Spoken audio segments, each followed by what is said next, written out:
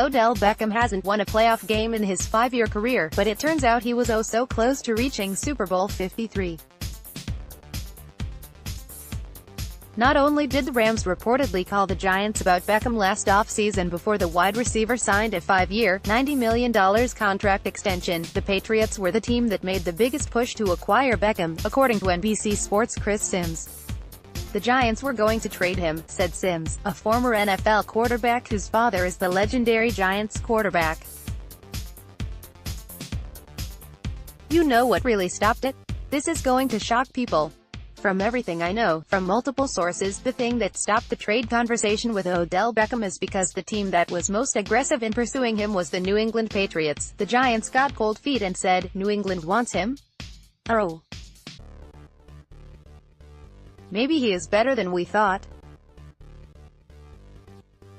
Maybe we should just keep him on our own instead of it being thrown in our face and going to win a Super Bowl with the Pats." Of course, the Patriots still won the Super Bowl without Beckham by beating the Rams. When Beckham came off the trade market in April, the Patriots traded wide receiver Brandon Cooks to the Rams. NFL insider, Giants will never draft Kyler Murray if the Patriots, Rams or any other team wants to make another run at Beckham this offseason. It might have to wait until after June 1st. The Giants will take on $16 million in dead money and save only $5 million against the cap if Beckham is traded before June 1st, according to overthecap.com. Once the calendar turns to the second half of the year, Beckham can be traded at the cost of $4 million in dead money and $17 million in cap savings. That's an enormous difference, but the Giants took on $15 million in dead money to ship off Jason Pierre-Paul to the Buccaneers last offseason, so general manager Dave Gettleman is not opposed to absorbing a big hit.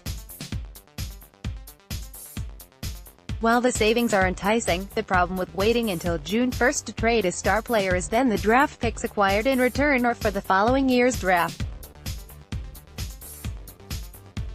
In other words, the Giants wouldn't have Beckham or anything in his place to help the 2019 team compete. By comparison, the Steelers are facing $21.1 million in dead money and $1 million in cap savings if they trade disgruntled star receiver Antonio Brown before June 1st, according to overthecap.com.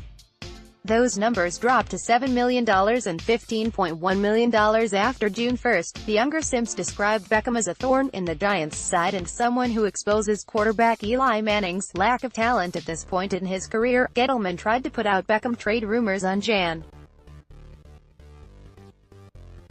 2 by saying, "We didn't sign him to trade him, but they started anew last week," courtesy of NFL insider Jay Glazer. Here's what another NFL insider, Peter King of NBC Sports, said about Glazer's prediction that Beckham is traded. "As unlikely as it sounds that Odell Beckham Jr. will be traded, as Jay Glazer, who formerly trained Beckham at his NFL-centric gym in Los Angeles, predicted the other day, I am putting stock in it. I have learned a few things about NFL news gathering, and one is to not doubt Jay Glazer. He doesn't report pablum, and remember what could be the genesis of this. Glazer had teams calling the Giants about Beckham last year. Could teams flush with cap cash be tempted anew? We'll see."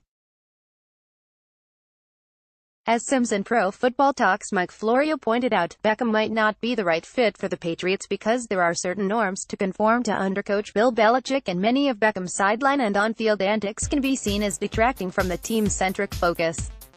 Even one of the Rams' wide receivers admits to being leery of adding Beckham. From an on-field standpoint, Beckham is exactly what the Patriots' offense needs, especially if field stretcher Rob Gronkowski retires. Ryan Dunleavy may be reached at rdunleavy@advancemedia.com. Follow him on Twitter at @rydunleavy. Find our Giants coverage on Facebook.